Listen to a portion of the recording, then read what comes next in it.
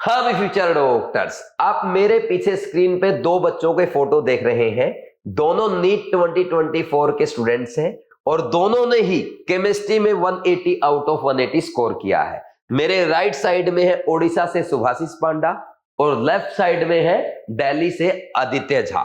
दोनों की खास बात यह है कि दोनों बीवाइज क्लासेस के कृष्णा बैच के स्टूडेंट हैं और दोनों ने केवल कृष्णा बैच को फॉलो करते हुए केमिस्ट्री में 180 आउट ऑफ 180 स्कोर किया है।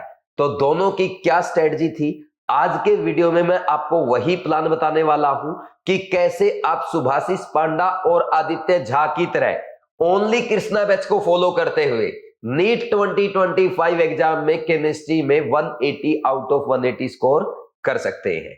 और इससे पहले एक बात का ध्यान जरूर रखना, आदित्य झा ने एक बात बहुत अच्छी बोली थी कि सर अगर मेरे केमिस्ट्री में 180 आउट ऑफ 180 ना आते, अगर मैं 160 पे भी रह जाता तो शायद नेक्स्ट ईयर मुझे ड्रॉप करना पड़ता, क्योंकि आदित्य झा का टोटल स्कोर है 680 और अगर केमिस्ट्री में इनका 180 की बजाय 160 होता तो इनका स्कोर होता 660 और 660 में इनको दिल्ली में कोई कॉलेज ना मिल पाता। तो नेक्स्ट ईयर आप में से किसी बच्चे के साथ ऐसा ना हो, तो इसलिए जो स्ट्रेटजी मैं आपको वीडियो में बताने जा रहा हूं, प्लीज पूरा अच्छे से देखें और एग्जाम तक अच्छे से फॉलो करते हुए केमिस्ट्री में 180 आउट ऑफ 180 स्कोर करके अपने ड्रीम कॉलेज में जाएं। ठीक है भाई, करते हैं स्टार्ट आज की हमारी स्ट्रेटजी। टाइटल है how to follow Krishna batch, या बोल सकते हैं कि केमिस्ट्री में 180 आउट ऑफ 180 कैसे करें। एक ही बात है, कृष्णा बैच को कैसे फॉलो करना है या केमिस्ट्री में 180 कैसे करना है, यानी सिंपल सी बात है एनसीईआरटी कवर कैसे करना है। तो पॉइंट वाइज मैं आपको बताने जा रहा हूं। देखो भाई, जब भी बच्चे कृष्णा बैच फॉलो करना स्टार्ट करते हैं हमेशा मेरे से एक क्वेश्चन पूछते हैं, सर इनऑर्गेनिक और ऑर्गेनिक केमिस्ट्री तो ठीक है, क्या हम फिजिकल केमिस्ट्री में भी ओनली एनसीईआरटी यानी कृष्णा बैच पे डिपेंडेंट हो सकते हैं? तो मेरा आंसर है 100% यस, यानी केवल कृष्णा बैच और एनसीईआरटी को फॉलो करते हुए आप सुभाषिस पांडा और आदित्य झा की तरह केमिस्ट्री में 180 स्कोर कर सकते हैं। बस एक बात का ध्यान रखना है, आपको एनसीईआरटी या कृष्णा बैच से ओनली पढ़ना नहीं है बल्कि अच्छे से समझना है। कैसे? देखो, कृष्णा बैच में एक तो आपको मिलेंगे एनसीईआरटी के वीडियो लेक्चर्स और साथ में होगा एनसीईआरटी का हाईलाइटेड पीडीएफ और सबसे important NCERT based question bank जिसका नेम है एनसीईआरटी ड्रिल। एनसीईआरटी ड्रिल में आपके एनसीईआरटी एग्जाम्पलर के सारे क्वेश्चंस कवर किए गए हैं। इसके अलावा एनसीईआरटी के इन टेक्स्ट एग्जाम्पल, इन टेक्स्ट क्वेश्चन और एनसीईआरटी की बैक एक्सरसाइज के वो इंपॉर्टेंट क्वेश्चन जो आपके एग्जाम में एज इट इज पूछे जा सकते हैं, वो सारे एनसीईआरटी ड्रिल में कवर है। और एनसीईआरटी की थियरी, डायग्राम, ग्राफ, टेबल से जो भी असर्शन रीजन, स्टेटमेंट वाले क्वेश्चन, मैच द कॉलम या एमसीक्यू बन सकते हैं, वो सारे मैंने एनसीईआरटी ड्रिल में कवर किए हैं। और इसकी सबसे खास बात यही है कि ये 100% प्योर एनसीईआरटी बेस्ड है। इसमें एक सिंगल वर्ड भी आपको आउट ऑफ एनसीईआरटी नहीं मिलेगा। और जब आप कृष्णा बैच बीवाइज ऐप पे ज्वाइन करते हैं तो आपके घर पे कृष्णा बैच के क्वेश्चन बैंक की हार्ड कॉपी आएगी जो आप सामने मेरे हाथ में देख रहे हैं। ये है आपके क्लास 11th का एनसीईआरटी ड्रिल और ये है क्लास 12th का एनसीईआरटी ड्रिल। और देखो, आपको क्या करना है, वीडियो लेक्चर अच्छे से देखना है और कम से कम 2 बार एनसीईआरटी ड्रिल को अच्छे से सोल्व करना है, तब आप आराम से नीट एग्जाम में केमिस्ट्री में 180 आउट ऑफ 180 स्कोर कर पाएंगे। तो इसको स्टार्ट कैसे करना है, जब भी आप कृष्णा बैच से कोई चैप्टर स्टार्ट करेंगे, चाहे मोल कॉन्सेप्ट है, atomic structure, periodic table, chemical bonding या ऑर्गेनिक केमिस्ट्री भी अगर आप स्टार्ट कर रहे हैं, सबसे पहले आपको उस चैप्टर के previous year questions only read करना है। मैंने बोला है ओनली रीड करना है, इनको आपको सोल्व करने की जरूरत नहीं है। सर कितने साल करने होंगे? Last 4 year, 5 year, 6 year, maximum 10 year, यानी लास्ट 5 to 10 ईयर के करें, इससे ज्यादा करने की जरूरत नहीं है। इसका क्या फायदा होगा वो मैं आपको आगे एक्सप्लेन करूंगा। सेकंड, आपने क्या करना है, जो हाईलाइटेड पीडीएफ एनसीईआरटी की मिली है उससे अपने एनसीईआरटी की हार्ड कॉपी में पेंसिल से आपको उन सभी पॉइंट्स को अंडरलाइन कर लेना है जो मैंने इस पीडीएफ में आपको हाईलाइट करके प्रोवाइड कर रखा है। और यहाँ पे आपको पेंसिल ही यूज करना है, शुरू में हाईलाइटर यूज नहीं करना, क्योंकि कुछ पॉइंट्स ऐसे हो सकते हैं जो आपको पहले से याद है या एक बार पढ़ते ही याद हो जाएंगे, तो ऐसे पॉइंट्स को हम फिर इरेज करते चलेंगे। फिर इसके बाद थर्ड हम आएंगे वीडियो लेक्चर्स पे, जो आपके एनसीईआरटी के लेक्चर्स हैं। जब वीडियो लेक्चर आप देखेंगे, आप अपने साथ एक कॉपी जरूर रखें, पतली सी कॉपी आपको लगानी है। इसका क्या फायदा होगा, देखो जब मैं आपको एनसीईआरटी कृष्णा बैच में पढ़ाता हूं, मैं आपको बता देता हूं, देखो ये इंपॉर्टेंट फॉर्मूला है या ये एनसीईआरटी की इंपॉर्टेंट लाइन है, यहां से एग्जामिनर आपसे एग्जाम में क्वेश्चन पूछ सकता है, तो उसको आप इस कॉपी में नोट कर लेंगे। इसके अलावा बीच बीच में मैं आपको यह भी बताता हूं, देखो एनसीईआरटी में जो कॉन्सेप्ट दिया है, यहां से इससे पहले आईआईटी एडवांस, जेईई मेंस या नीट में ऐसे क्वेश्चन फ्रेम करके पूछा गया है, नेक्स्ट टाइम एग्जामिनर ये चेंज कर सकता है। उन पॉइंट्स को आप इस कॉपी में नोट कर सकते हैं। या जब भी मैं आपको बताऊंगा कि एग्जामिनर आपसे एनसीईआरटी से ऐसे असर्शन रीजन क्वेश्चन फ्रेम करके पूछ सकता है, या एग्जामिनर आपसे एनसीईआरटी में ये वाला मिस्टेक करा सकता है, वो सारे पॉइंट आप इस कॉपी में नोट करते चलेंगे। तो देखो एक टाइप से ये आपके एनसीईआरटी के शॉर्ट नोट्स बन जाएंगे, जो लास्ट टाइम पे रिवाइज करने में आपकी हेल्प करेंगे। तो ये आपको कॉपी में नोट करना है, क्योंकि देखो कुछ बच्चों को क्या होता है, बार बार एनसीईआरटी पढ़ने में मजा नहीं आता, उनको बोरिंग लगता है। तो आप इन सारे पॉइंट्स को अलग कॉपी में नोट कर सकते हो। यही आपके नोट्स है, यही आपके शॉर्ट नोट्स है, यही सब कुछ है। और जिन बच्चों को एनसीईआरटी पढ़ने में इंटरेस्ट आता है, वो अलग कॉपी ना लगाएं, अपनी एनसीईआरटी में जो खाली स्पेस रहता है ना, वहीं पे ये सारे इंपॉर्टेंट पॉइंट्स, मिस्टेक्स या प्रीवियस ईयर क्वेश्चन जो मैं आपको करवाता हूं या जो रिवीजन के लिए जो पॉइंट बताता हूं, वो सारे वहीं पे एनसीईआरटी में खाली स्पेस पे नोट कर लेंगे। ठीक, फिर इसके बाद वीडियो लेक्चर देखते टाइम आपको 2 कलर के पेन यूज करने हैं। 2 कलर के पेन यूज करने का क्या फायदा है, देखो भाई जब भी हम कोई कॉन्सेप्ट समझते हैं, उसमें हर चीज याद नहीं करनी होती, कुछ चीजें अपने को पहले ही याद होती है या इजीली याद हो जाती है। तो उन सिंपल चीजों को हम एक सिंपल कलर के पेन से लिखेंगे। मान लीजिए आप ब्लू कलर के पेन से लिख रहे हैं। फिर इसके बाद ऐसे इंपॉर्टेंट पॉइंट्स जहां पे मैं बोलूंगा, देखो एग्जामिनर यहां पे आपसे मिस्टेक करवाएगा, एग्जामिनर एनसीईआरटी की इस लाइन को ऐसे मैनिपुलेट कर सकता है, यहां से असर्शन रीजन बना सकता है, यहां से आपसे एग्जाम में मिस्टेक करवा सकता है। जो भी इंपॉर्टेंट पॉइंट मैं बोलूंगा, इंपॉर्टेंट फॉर्मूला बताऊंगा, उनको आपको अलग कलर के पेन से लिख लेना है। जैसे इंपॉर्टेंट पॉइंट को आप ब्लू पेन से ब्लैक पेन से लिख सकते हैं, या रेड पेन यूज कर सकते हैं, जो भी दूसरा कलर आप यूज कर रहे हैं। तो इससे बेनिफिट क्या होगा, देखो जब आप रिवीजन करेंगे, शुरू में तो सारी चीजें रिवाइज करेंगे, लेकिन धीरे धीरे सारे सिंपल पॉइंट्स आपको याद हो जाएंगे।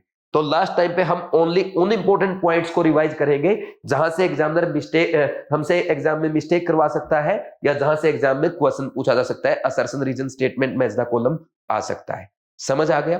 तो ये मेथड है एनसीईआरटी के वीडियो लेक्चर्स को फॉलो करने का। अब देखो मैंने आपको क्यों बोला कि आपको प्रीवियस ईयर क्वेश्चन एक बार रीड करने हैं। देखो जब आप प्रीवियस ईयर क्वेश्चन रीड करने के बाद वीडियो लेक्चर्स को देखेंगे, तो आपके माइंड में पहले ही सेट है कि कैसे एग्जामिनर ने प्रीवियस ईयर्स में क्वेश्चन पूछे हैं, और जब वो प्रीवियस ईयर क्वेश्चन आपके माइंड में रहेंगे, तो वीडियो लेक्चर देखते टाइम, एनसीईआरटी की पीडीएफ पढ़ते टाइम आपके माइंड में अपने आप आ जाएगा कि हाँ यार, पेपर तो एनसीईआरटी से आ रहा है, और किस पैटर्न में क्वेश्चन एग्जामिनर बना रहा है, और आगे कैसे क्वेश्चन आ सकते हैं। मैं भी तो बताऊंगा ना आपको कि देखो एग्जामिनर ऐसे पहले क्वेश्चन पूछता था, अब नया क्वेश्चन ऐसे पूछा जा सकता है। तो उसमें आपको काफी हेल्प मिलेगी जब एक बार आप प्रीवियस ईयर क्वेश्चन को रीड कर लेंगे। तो इसलिए आप रीड जरूर करें, ये काफी इफेक्टिव मेथड होगा, इससे चीजें आपको ज्यादा रिटेन होंगी और ज्यादा याद रहेंगी। तो ये हो गए आपके 4 पॉइंट। नेक्स्ट 5th पॉइंट, अब आपको क्या करना है, ये नोट्स भी बन गए भाई। इसके बाद हम आएंगे अब अपने रिवीजन पे। एनसीईआरटी को आपको रिवाइज करना है। जो भी एनसीईआरटी में आपने पॉइंट हाईलाइट किया है, या इस कॉपी में अलग से लिखा है, एनसीईआरटी में अलग से नोट किया है, उन सारे पॉइंट्स को आपको थोरोली रिवाइज करना है, और डेली का डेली रिवाइज करना है। जैसे मान लीजिए कोई चैप्टर आपके 3 घंटे का है, तो एक तो आपको डेली 3 घंटे में एक साथ नहीं करना उसको। पहले आप क्या करेंगे, एक सीटिंग में सिर्फ 1 घंटा पढ़ेंगे, ठीक, फिर उसके बाद 1 घंटा पढ़ेंगे, फिर 1 घंटा पढ़ेंगे, यानी 3 घंटे के चैप्टर को आपको कम से कम 3 सीटिंग में करना है। और इसको आप 1 दिन में ना करें, 2 दिन में करने की कोशिश करें, ठीक। तो इससे ज्यादा याद होगा, क्योंकि एनसीईआरटी की लैंग्वेज थोड़ी स्टैंडर्ड लैंग्वेज है, वो आपको टफ लग सकती है, बोरिंग लग सकती है। एक साथ 3 घंटे अगर आपने एनसीईआरटी का लेक्चर देख लिया ना, तो आपके दिमाग के फ्यूज उड़ जाएंगे। इसलिए एक साथ करने की कोशिश मत करना, और पहली बार में तो बिल्कुल भी मत करना। तो जैसे ही आज आपने 1 घंटे का लेक्चर देखा, उसमें जो इंपॉर्टेंट पॉइंट्स थे या हाईलाइट किया, उसको थोरोली एक बार एनसीईआरटी से रिवाइज कर दो। फिर एनसीईआरटी से रिवाइज करने के बाद उसको बंद कर दो और रफ कॉपी में लिख लिख के देख लो और एक बार याद कर लो सर ने आज क्या मिस्टेक बताई, सर ने कैसे बताया कि एग्जामिनर असर्शन रीजन फ्रेम कर सकता है, सर ने कैसे बताया कि आईआईटी में पहले ऐसे क्वेश्चन पूछा गया, नेक्स्ट टाइम नीट में ऐसे आ सकता है। तो वो सारी चीजें आप 2 मिनट में रिमाइंड करने की कोशिश करें। तो ये हो गया आपका एनसीईआरटी का रिवीजन। 1 घंटा किया, फिर नेक्स्ट डे 1 घंटा, फिर नेक्स्ट डे 1 घंटा, और फिर पूरा चैप्टर होने के बाद आधा घंटा बैठ के पूरे एनसीईआरटी के इंपॉर्टेंट पॉइंट्स जो हाईलाइटेड पॉइंट है उनके गो थ्रू हो जाओ। ये पूरा एक बार आपने एनसीईआरटी पढ़ लिया। फिर आएगा आपका क्वेश्चन प्रैक्टिस। अब हम करेंगे एनसीईआरटी ड्रिल।